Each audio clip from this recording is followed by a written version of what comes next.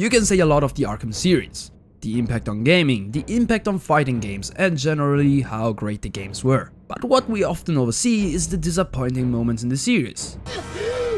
Because how good everything is. We really don't care about a couple of disappointing moments. But I can say for sure that there is a lot of disappointing moments, and today we're gonna talk about the bosses in the Arkham games that were bad and or disappointing. If you're interested, stick around to find out. If you haven't played the games, massive disclaimer, there is gonna be spoilers in this video, and if you haven't played them, what are you doing? Just go on and play them, it's gonna be worth it. Starting off with number 5. Yes, we're only gonna talk about 5 bosses this time. These are the ones that stuck out for me the most, and that's why I'm talking about them. Starting with the least disappointing to talk about, because I personally didn't know this guy. Anything about this guy was unknown to me. The Electrocutioner. Now, I really didn't want to put him on here because, you know, it wasn't even a real boss fight and all, but I just need to.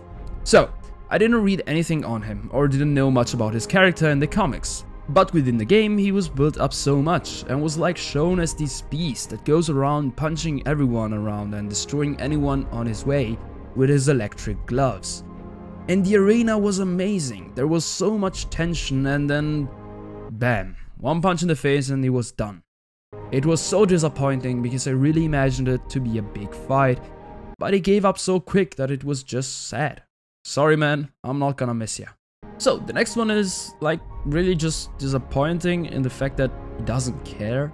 He always puts himself up for failure, and that is Sass. I mean, this guy is so stupid and places himself in the best way for Batman all the time. I mean, there is not a Arkham game where he tries a little harder. I mean, come on bro, do something. Wear some clothes for instance. Another boss that probably is just my opinion is Firefly in Arkham Knight. Listen, after the amazing fight on the bridge against Firefly, I thought this one could have even been greater. But it was so disappointing that it was just the same thing as the militia. Follow him around, shoot at him, jump on him, and that's about it. It was just repetitive and boring. I mean, it's just like they were trying to find more ways for you to use the cars, so they made this boss fight. The next one is probably one of the most disappointing fights ever that I ever had. But there is one I feel is even worse than this one, but I just had to put this one on number 2. And that is Deathstroke. Oh, whoa, wait a second, don't jump on me. I mean, listen, I don't mean Deathstroke in Arkham Origins, I mean Arkham Knight. I mean, after the amazing, and say with chest, amazing boss fight in Arkham Origins, I at least expected a fight. But it was once again just another reason to use the Bat Tank. I mean, there was no effort put into this fight. And I feel like a one-on-one fight would have made it way more memorable. Because I can assure most of you forgot about this fight. And because it's downright boring. The last one, and this one is here because 99% of people would agree with me, the Joker in Arkham Asylum. It's just not the most disappointing one, but it's just the worst one. And there is a simple reason why that is. It's not coherent with the rest of the game. There is, and I swear to God, no way Joker thought it was a smart idea to inject himself with a toxin that could probably kill him for good. In Arkham City, we also see him regret this dumb choice, and Joker never regrets. At least the much I know about him. And it was just boring. I mean, it's just again just a Titan fight with some goons in between and you pulling him down on the field. And also, this is not about the fight or the boss fight in itself, but can we just agree that the design for the Titan Joker is just bad? I mean, there is also great things like skin being all rough and cut, but really? The hair?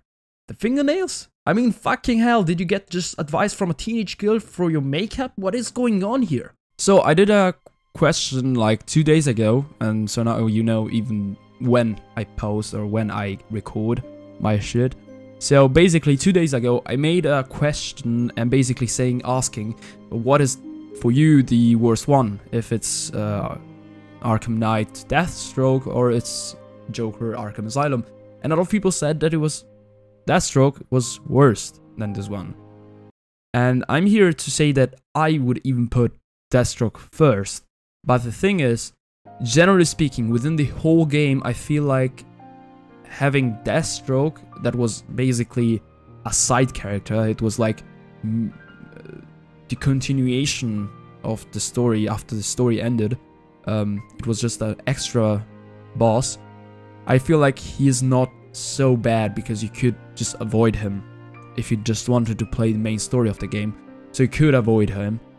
And I feel like the Titan Joker, you need to play it. So I feel like that's the only reason I would put him first for worst boss fight, because Deathstroke is like, you don't have to fight him. You don't need to.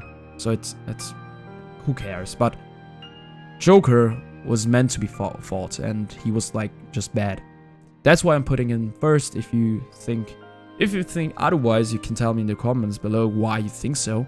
And also, I know that these are not all the bad boss fights in the game, or disappointing ones. If you think that there are more, or there are ones that are stuck in your brain, there are more or worse than these ones, just comment down below your top 5 worst boss fights in the Arkham games, in your opinion. And we're not talking about Arkham Blackgate, because that's not a good game. But in all, yeah, if you have a top 5 worst boss fights, comment down below.